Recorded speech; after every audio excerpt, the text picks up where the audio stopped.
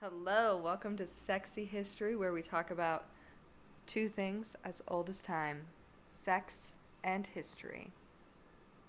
Let's uncover what's under the covers. So, roll your condoms on because we're gonna go deep. I feel like the best place to start is by visiting our good friends in India with the Kama Sutra. So, the Kama Sutra, they believe, was made to be in about 400 BCE to 200 CE. Obviously, it's an ancient text. We can only do so much with that. So, this is the book of love. We have, in modern day society, have painted it as a sex how-to, many positions in sex, but it. I found a thing online, and it actually goes into more than just sex. So, it is about loving. So I am going to read from the Kama Sutra. It is the Aparishtaka. Aparishtaka. I'm obviously not going to pronounce this correctly. So the Aparishtaka, translated as mouth congress, is the process of giving a blowjob, but it's divided into 8 stages. I'm going to describe the stages and then we'll go in with what they are. So, 1, the nominal congress.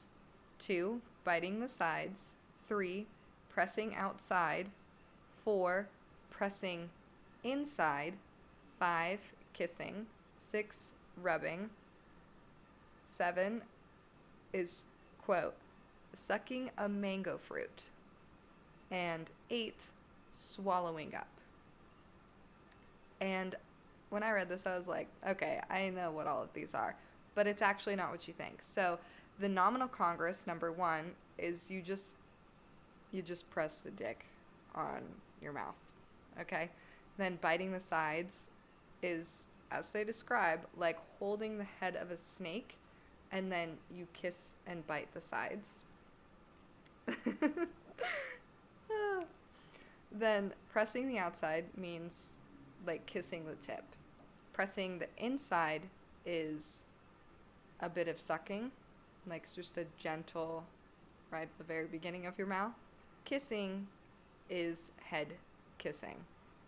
Again, this is all translated to English from Sanskrit, so I am going off of the best sources that I have. 5, kissing is just kissing the head. 6 is called rubbing, and that is licking all over the penis, really wetting it down.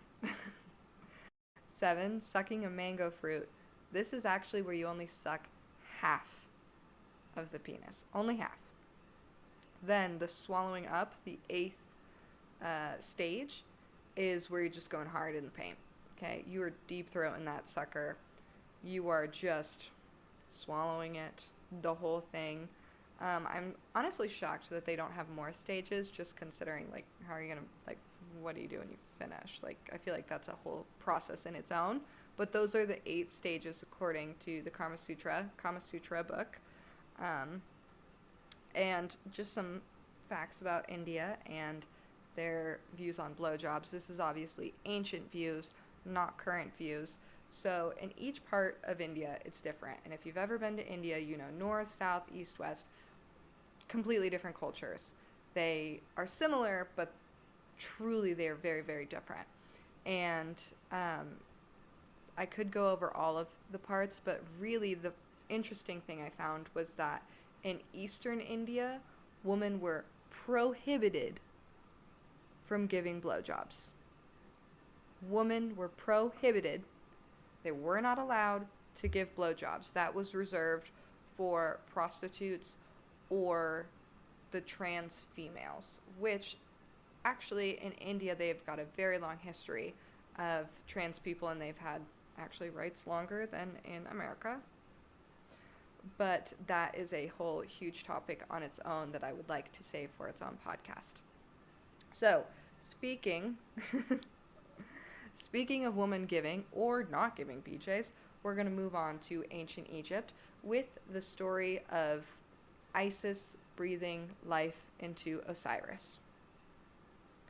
So I would first like to do a disclaimer that I have found one legitimate source on this, because they conveniently leave out the phallic parts, and I'm going to blame Judeo-Christianity for washing away history. Thank you, thank you. Again, that will be another episode.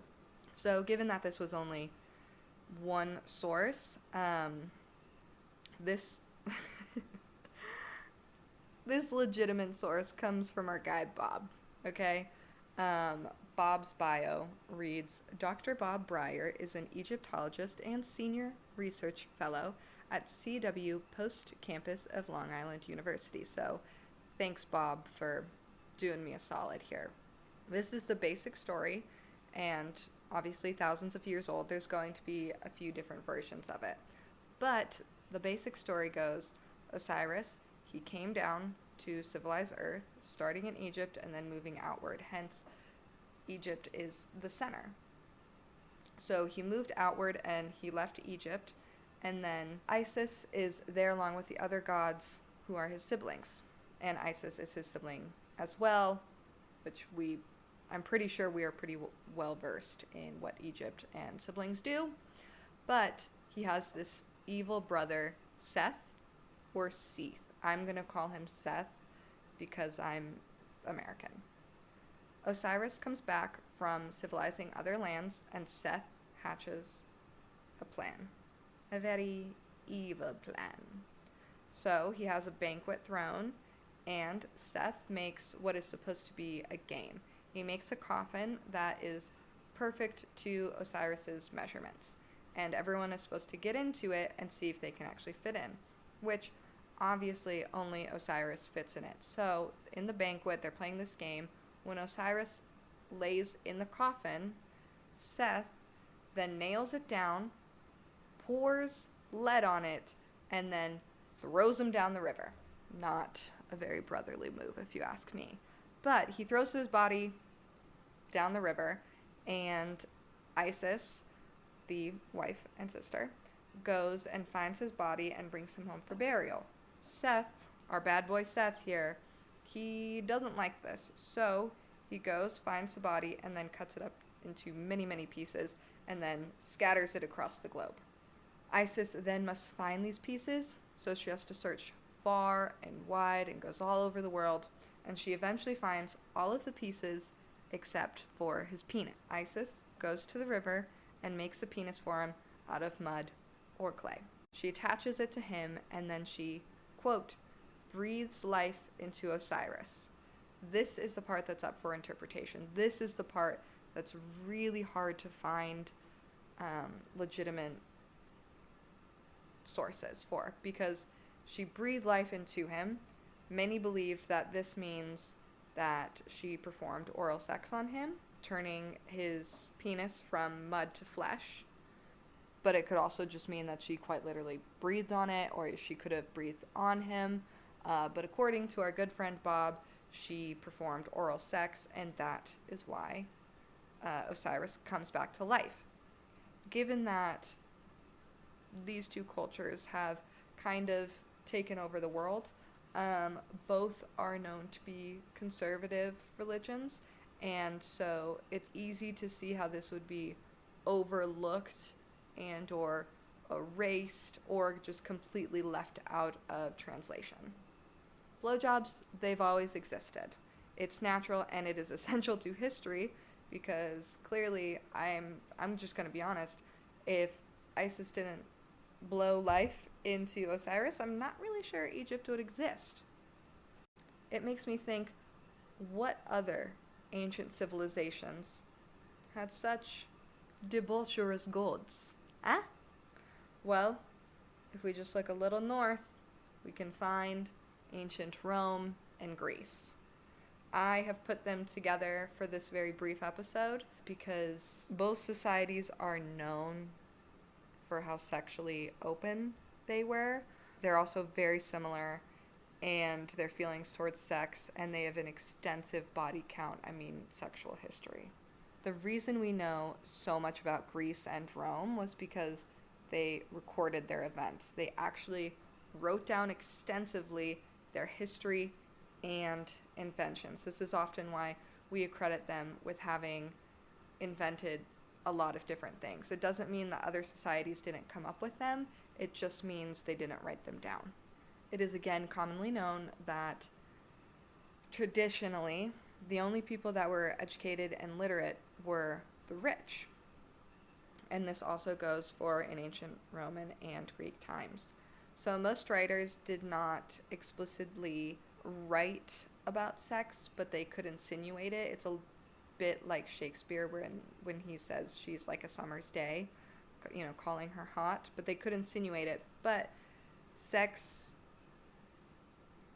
wasn't considered a scholarly subject.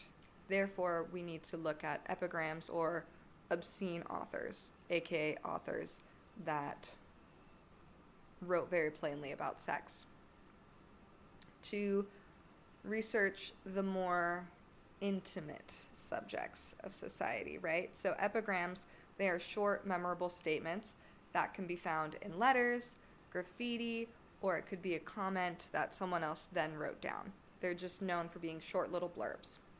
And this is honestly where we find a lot of written evidence, specifically for Greece and their opinions on sex. So given that epigraphs could be written by anyone, like, yes, mainly the more wealthy were literate, but there were the occasional few that were of lower class, but epigrams could be written by anyone on anything. So in cases epigrams containing passages about oral sex, they would often reference lesbians because of the woman of Lesbos, believed to have existed around 1500 BC.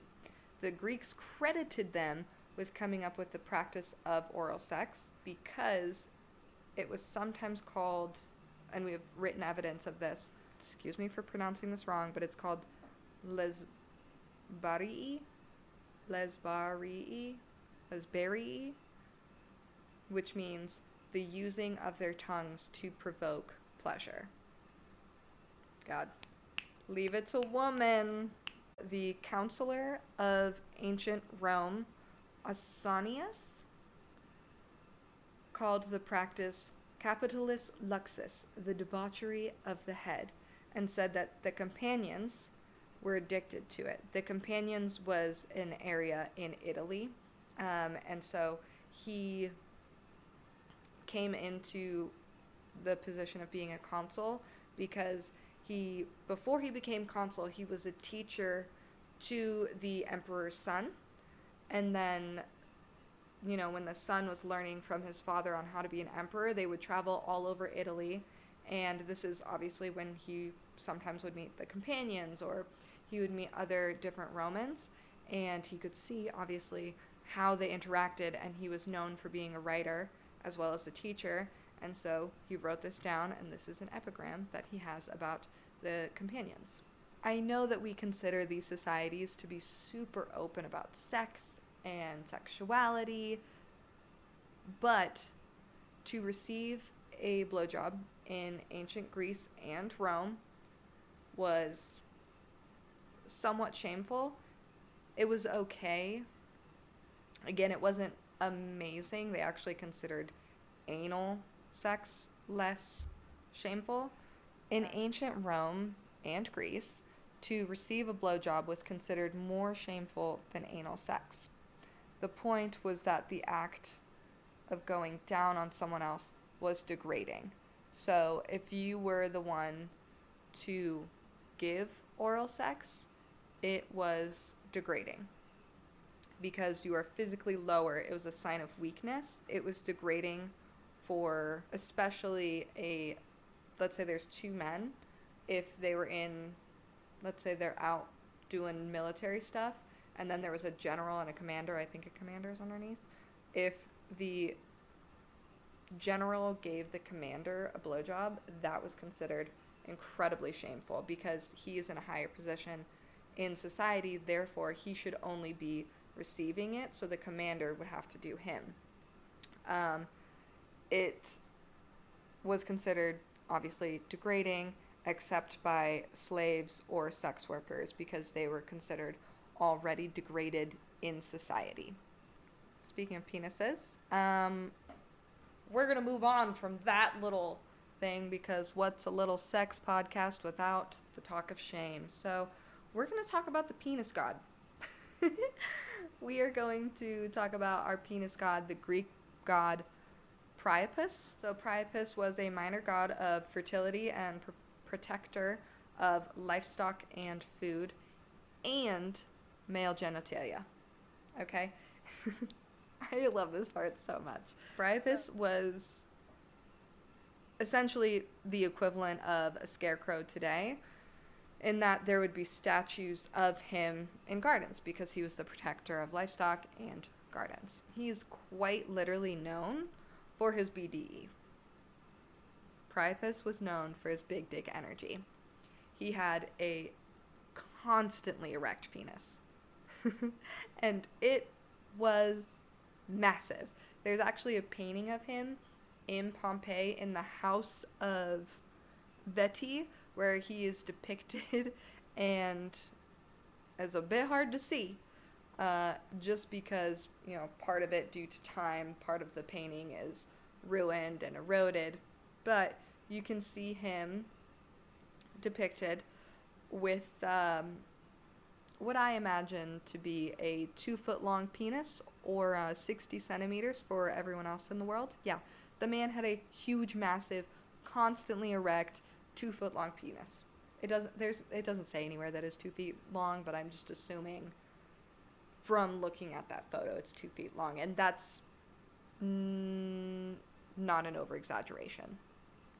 Because part of the photo is ruined, you couldn't quite see it at first, but I'm going to tell you about it so you know. He's literally weighing his dick to see how much his dick weighs. So if you Google Priapus, Priapus, and you don't have the children's thing on, the first photo that shows up is probably going to be this one. This one where his dick is just out.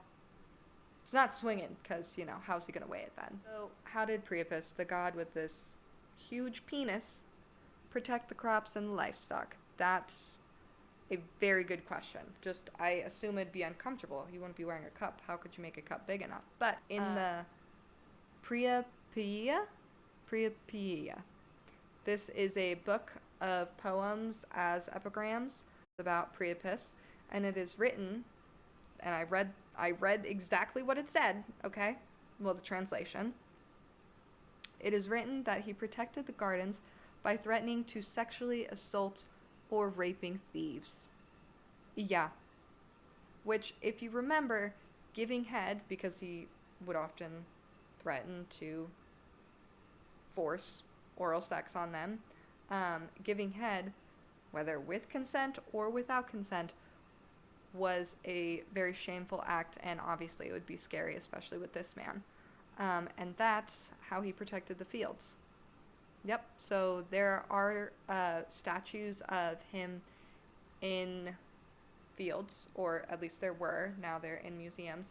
There are statues of him with a huge penis protecting fields. He also, I believe, was taken on merchant ships as well, and some of the statues are of, so it's kind of like those Russian eggs where there's an egg within an egg within an egg within an egg. And so it is a lower half of a man.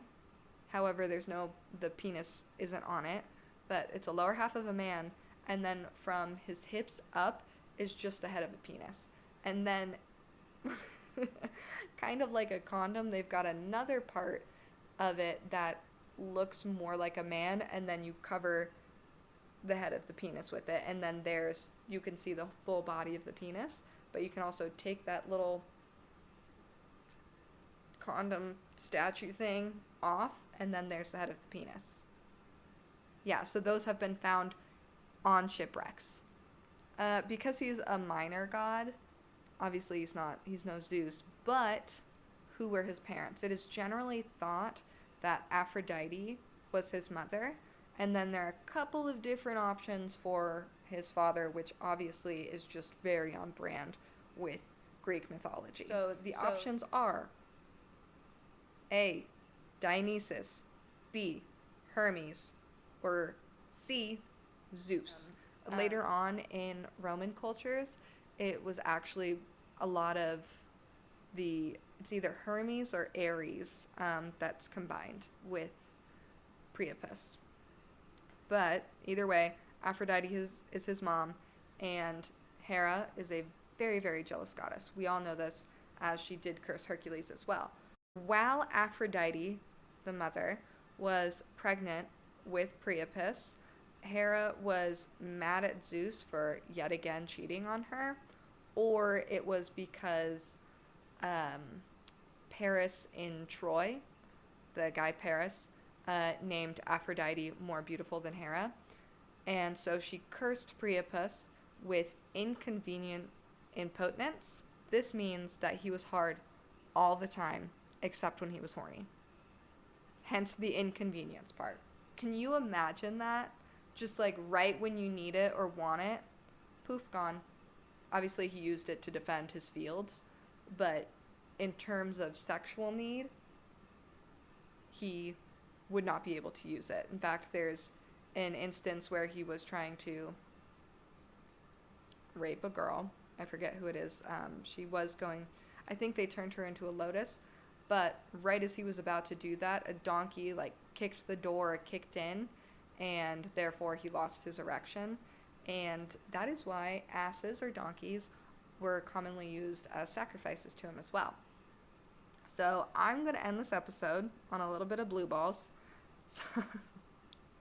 because it seems fitting. God, I wish I could interview those gods. I just have so many questions for Priapus and Zeus. Oh my God, could you imagine Zeus on a podcast?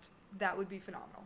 Please follow, comment my IAG, TikTok, or YouTube at Meg LaGoof, MEGLAGOOF. Let me know what you think. Let me know what you want to know, or if I was wrong about something and I need to correct it. But all of my sources will be listed within the description on my YouTube video. Thank you, everybody. I can't wait to do another sexy history with you guys.